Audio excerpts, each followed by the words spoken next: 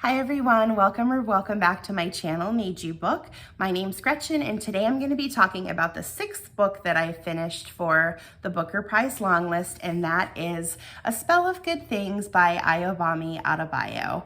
Now, this book follows the themes of wealth and poverty, and we have a dual narrative and we're following two different plot lines that eventually come together at the end. And first we have Eniola. Eniola is a young man who is living in poverty with his family. His father is a former teacher. He lost his job a few years prior, and he has not been able to find work to support his family. So Eniola takes some of that burden on himself. He's always trying to find these odd jobs to do to help support his family. He has a sister and a mom, and there are days where they go without eating at all. They don't always have electricity, and there's just a lot that's working against Eniola. What he does have, though, is his education. He is really driven. He's really motivated. He wants to get to the point where he doesn't have to live the life that he's currently living because he can make a success of himself. But unfortunately, school costs money, and he is in that situation where he has to choose. Does he use the money that he has for his education, or does he use that money to help support his family and make sure that his family has food and the things that they need?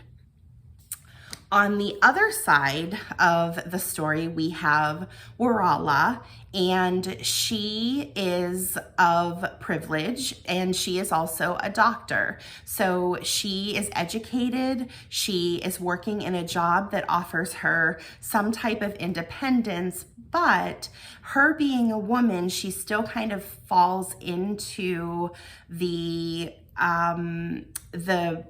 role of a female in a patriarchal society where she is meant to be a wife and a mother. And she's trying to find the balance between both of doing what she loves and being an independent woman, but also living up to the standards that her family has for her. Now, she does have a boyfriend. His name is Kunli, and unfortunately, he's not the greatest guy. He is also of privilege, and his father is an up-and-coming politician, and he has this control over Warala. She is very much being abused emotionally by him and verbally, and it's a sad story to see how much power this man has over her. And it's actually very, I would say that if you are triggered by that type of thing, there are definitely moments in this book that are going to be difficult for you to read because he is very manipulative, and it's actually very sad to read how he does treat her. And she continues to accept that and keeps going back to him, thinking, that she does love him and he is a good guy. He's just having a bad moment. So those are kind of the two storylines that we're following. Eventually, we get to the point where Eniola starts to get to needing money, and he starts to do more desperate things in order to make sure that his education is a priority. And through those things that he gets himself into, eventually their stories converge toward the end of the book. And I will say that the last 50, maybe 75 to 50 pages of this book I found to be really good. I like how everything came together at the end. I really liked how fast-paced that story was once we got to that point. Unfortunately for me, it took way too long to get to that point. There was so much backstory. There was so much that led up to that point in the narrative where things started to pick up, and it was honestly a bit of a slog for me to get through. As a matter of fact, there were like 3 or 4 times that I seriously considered not finishing this. And I'm glad that I did push myself, because it did pay off somewhat in the end, but not enough to make this book not to make it a contender for me for the Booker. I just felt like so much of the beginning of the story could have been pared down. It could have used some major editing. And if we got to the point where things started to pick up sooner in the book, that I would have had a completely different opinion about this book in the end. I think that the story that the author has to tell is an important one, and there's a lot going on. So we have the themes of the haves and the have-nots. We have the themes of there's a political element in here as well. There's the abuse and how women are treated in the Nigerian societies. And I think that a lot more could have been done to, invest more time in exploring those things instead of just presenting everything on a surface level over and over and over again.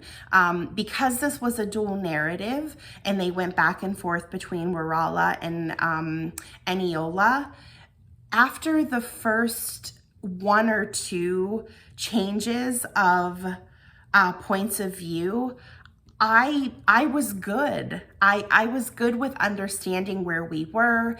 I understood both of them as characters. I knew what was going on, but it just continued to be repeated over and over and over again.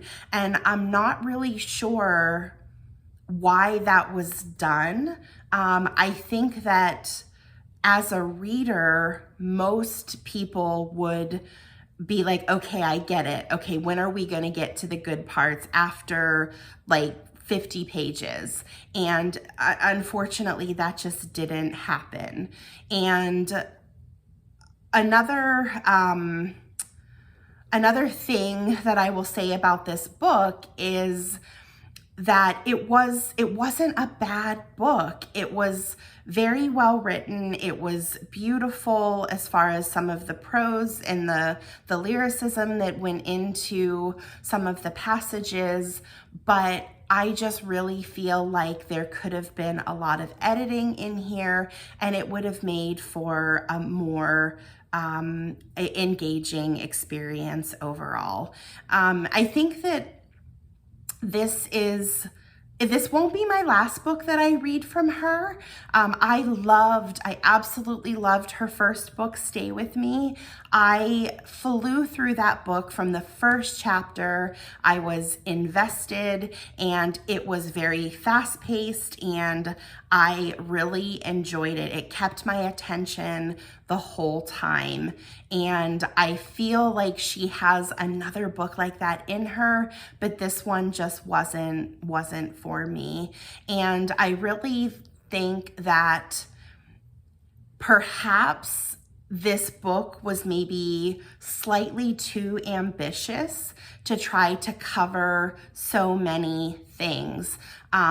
We're talking about wealth and poverty. We were talking about politics. We're talking about abuse. We're talking about the patriarchal society. Like, that's a lot to take on. And I think that if maybe this book focused on maybe just a couple of those, or maybe even just one of those, it would have been a better story for me. And once again, these are all personal opinions. I have heard from friends that have read this that they absolutely loved it from start to finish. They flew through it. They didn't find that there were any times where the story was lacking or was not engaging them. But personally, having read another book of hers in the past, I think that I just had my expectation bar set a little too high, and it just unfortunately didn't do it for me. So overall, I gave this book a 3 out of 5 stars, and I definitely understand why this book made it to the long list. I think it does have a lot to say. I just didn't necessarily get along with the way that all of the information was presented. And I will definitely read more from her in the future. And I haven't started to really think too much about my personal short list. It would not make my personal short list, but I will think about whether or not I think that this would still continue to actually make the official short list. But we'll see what happens. This was only the 6th book that I read. I still have 7 to go. I'm actively still reading The Bee Sting, and I think the next one I'm going to pick up is Pearl. So there'll be reviews coming from those eventually.